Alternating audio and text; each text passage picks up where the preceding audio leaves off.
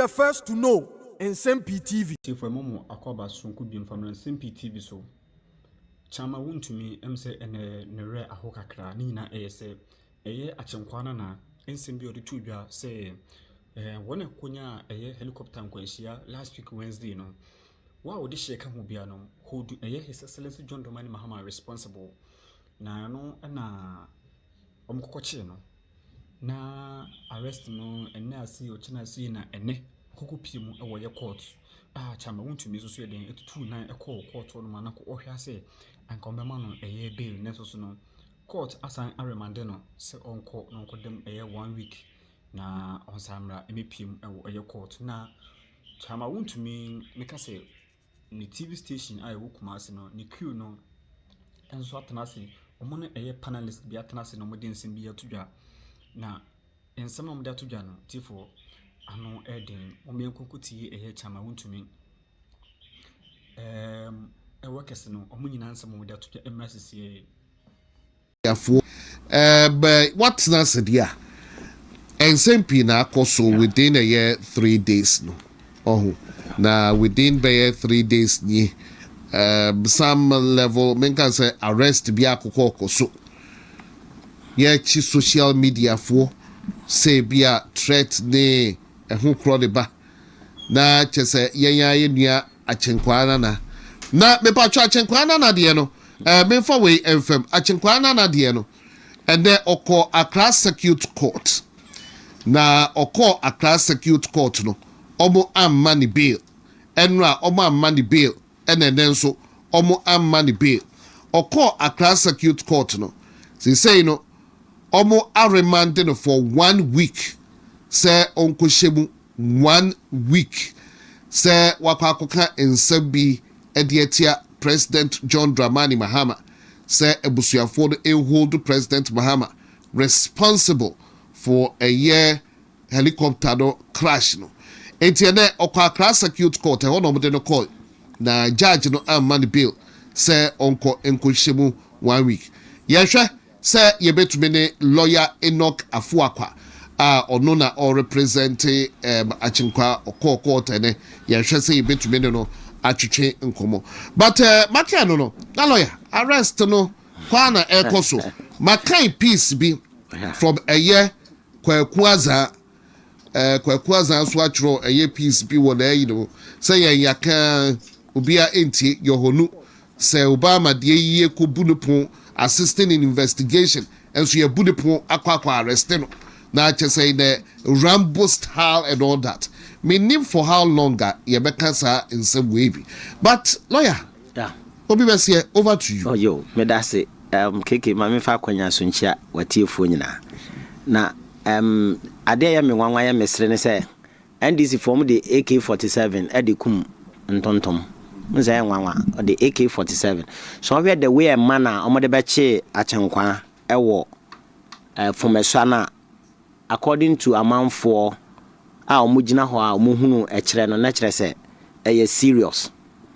eti na kire se omode AK47 ana ya de che entontom because we two I say ya toto ho e wo fomasa ho no ma na kire se enwanwa before ansa na ya che Akyenkwaa de akọ mfa me ade mani ehu bi but here say but keke ni nyina na oman mra na yade bu mayo na already article 15 of the 1992 constitution it relate to the fundamental human rights of a person arrested, detained or restricted into bia ya chi ubia no article 15 of the 1992 constitution of the Republic of Ghana no actually how our ancient treaty war said the dignity of a person shall be inviolable. No person shall, whether or not he is arrested, restricted, or detained, be subjected to torture or other cruel or inhuman or degrading treatment or punishment. As long as any other condition that detracts or is likely to detract from his dignity and worth as a human being. A person who has been convicted of a criminal. So my main fancy here. So we 15 now. Actually, the dignity of a person shall be what? Inviolable. Eti nipa bia wo bechi ni bia no ne dignity whether arrested, restricted or detained any kwasa was subjecting it to a how ne amane biemu. Now we read KK section 9 of Act 30 of our Criminal Procedure Act no actually it provides safeguards yɛde fa so a yɛde timi ɛde individual bi na actually say individual bi a obɛkyerɛ ne bi obɛkyi ne bia no ɛwɔ sɛ o ensure sɛ ne fundamental human right no wadi so saa asɛm wei ɛma ɔman high court ɛde bia ɔka no wɔ Brobe and others versus the Republic. Brobe and others versus the Republic. High Court no held that a person who arrests a person in accordance with law, with or without warrant, shall comply with Section 9 of Act 30, which has now become a constitutional right. That means that obi a wokwachi obi ebia no e wose udi mmara so na mmara no obefa so pepepe mmara ni bi ne say a person who is arrested but not told of the reason for the arrest may resist the arrest and will be justified in law as a defense to unlawful arrest or assault. In the Section 30 no asama Act 30 no Section 9 asama e kan say nipa bi a wokwachi obi na wan kire ne say botaye senti na ya frɛ wo say ye ba bechew no watia omayimbra na no so be defense a nipa na obekɔ court no ye kye ne de ne kwa obetimi agina sa asɛm no so e de aye defense aka sɛ kwan amofa so kye no kwa man kan reason ti a mo de beche no enti ho ye defense ma no. It is always the way a manner omobeche Akyenkwaa no e de ne kɔye no eno kra no enya ne kwan sɛ ɔde warrant one fa warrant e wo sɛ wo justify na kan reason ti a oba beche ne de nakɔ na yemfa ne sɛ ya kye na wie nti e de ne kɔ ne de nakɔ gina court offense be ne de bɔ no. Offense near publication of false news with intent to cause fear and panic. Publication of false news with intent to cause fear and panic, contrary to Section 208, subsection 1 of the Criminal and Other Offences Act of Ghana. Not just that we publish false information or the false information about public or they are cause fear and panic. Asembe no kai or say obia unipaka omo from flight no bi a wakowo bia na say uhodu President Mahama responsible. Akyenkwaa na asam na yade abone charge na da court na nim say enipa bia oka president oka aircraft no ho a e man kwanhia yi ato ire nchemi a ye bompa ye say bi nto Ghana biem ne Ghana aban wa oka ho bia no do Akyenkwaa pesa no oka ne say sa nipa bia na o nipa ka ho bia busua no mun hodu President Mahama responsible. Na asem na okan ne nti a yede AK47 no ebetoto wo fomasa a yede beche yede che ntontom ne de ne koye no eno ne sa asem no. So the point is, in as much as me condemn ese kasa bi wo ha mayenka emani nwu yanimase ni factor yentimi verify me san so regardless of the Akyenkwaa akana de asipen bia no de me pesa me kan so sene se obechi obi for sa statement we ya ingredients be na wo hwehwe. And we so only say offense crona nipa na involve publishing or reproducing a statement, ramo or report. What aba social media. Enti offense in ingredients back on say or publishing or reproducing a statement, ramo and I say false information bia obi aka na was produce aba social media. Ya one. Another ingredients are obetima saka ho ansem likely to cause fear and alarm.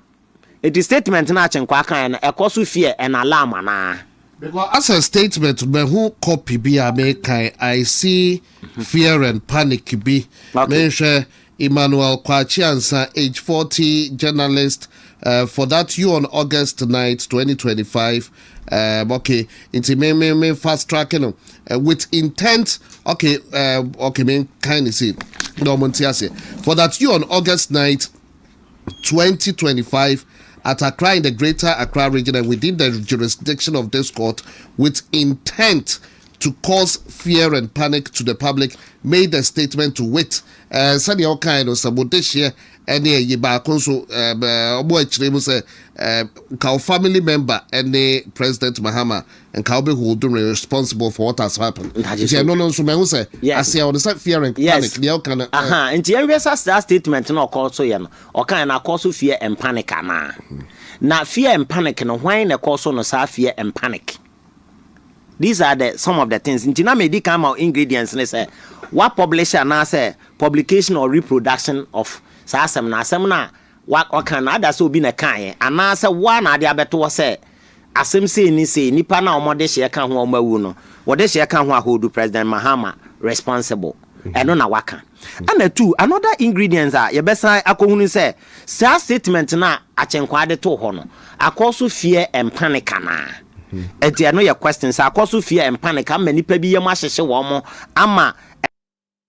ɛde alarm ebi aba ɔman mu a amanfo yɛ dededi a ɛsɛ yi asɛm yi a Akyenkwaa kɔka di ɛne President Mahama yɛbɛha no ana President Mahama yɛde ne bɛfa kwan bi so a ɛno so yɛ ade a na kyɛ sɛ Akyenkwaa di for another thing so yɛ knowledge or reason to believe say asɛm na woka na yɛ force ɛna woka wo knowledge or reason to believe ɛsɛ asɛm na woka no ɛyɛ ɛnyɛ nokorɛ na woka 81 did you verify so verify say ampa ebia baabi a verify free yɛ no o source of verification so wutimi kyerɛ failure to verify so one verify na woka asa asɛm no ɛno so timi yɛ ingredients ni bi emietimi do ɛto but unim yɛ wɔ journalistic concerns ɛwɔ Ghana ayɛ journalistic concerns a sa journalists omo Ghana omo association omo call for repeal of sa section 2081 because yes sa section 20 argument ne say it undermines free speech. It undermines what? Free speech. It is a section that where criminal code section 2081 na just a journalist be oti asem amon fa asem into dwana asem se yaka asem no because aeroplane na kosi ye no ye nyamfa report my but ye yesi obi e ka bi enti we journalist so their information amete ye ne say ana yesi esie enti sa freedom of speech ne so a constitution na makwan freedom of speech no na say when you use sa act with there then there is a conflict between the criminal code no criminal section criminal and other offences act section 2081 no any the constitutional provision na a woman say freedom of speech no na say it seeks to undermine same. 81st of all yen say fear and panic be na koso ye ana alarm be na koso wo country nim enye just a mere statement na oye journalist awabie na no aka no but fear and panic be na koso wo man nim say makoka say enipa na wu akowu no wa say wo de hye ka ho de a ene hold President Mahama responsible minim pefe say President Mahama enye ono na koso accident ne ma ne baaye eye ade na asie ebetima to nipa bia but osi hold President Mahama responsible as to say adwene ode kan ye no akoso fear and panic bi wo manim ama alarm bia so a ama nipa bi akotake President Mahama ako hold no responsible ana yenka hu say the criminal offenses now what they call court the burden is on the prosecution and the burden is proving beyond reasonable doubt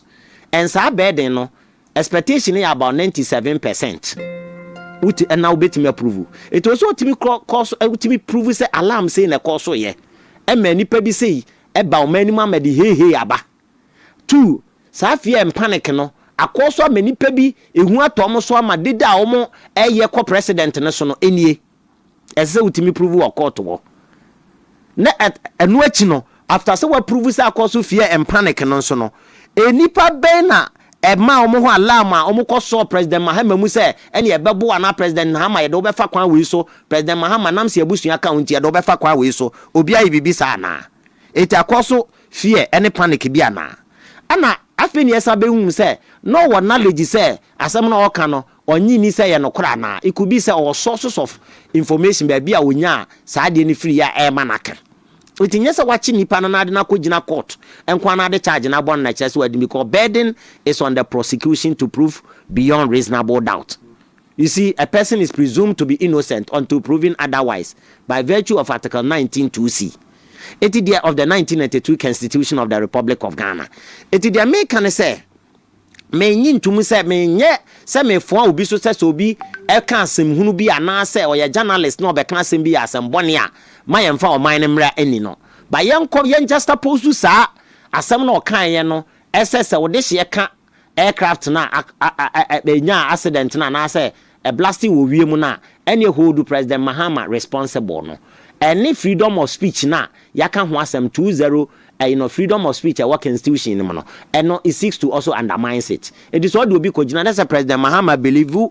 freedom of speech there. Then I don't think says the same way as I saw so my idea obi kojina court in the sense that say President Mahama a bit my waste of time and energy because at the end of the day journalists na kasa and waka na asem o kan asem no ebia no cry bit my friend na interrogating our police for any man na prove the sources of information ebia no information e wo ba bia kire se nipa bi hyase ana se ebi kura na President Mahama nim hu bia obetimi aba be chirim a kire di ntia ema o kan asa because in any case wo de na kogina court no da obeba na prosecution ntimi opekura on kasa prosecution was so prove beyond reasonable doubt esa akoso fear and panic ama obi yam ahyehye no ama obi akotake President Mahama ama abusua bi hold President Mahama responsible before ansa na watimi afine any guilty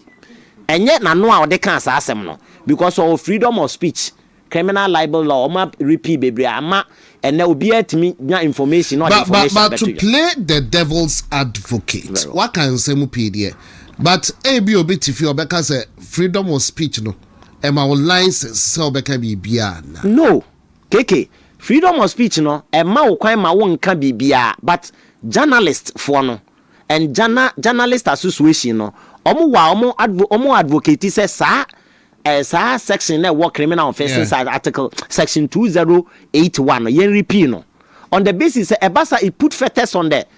journalist say assembly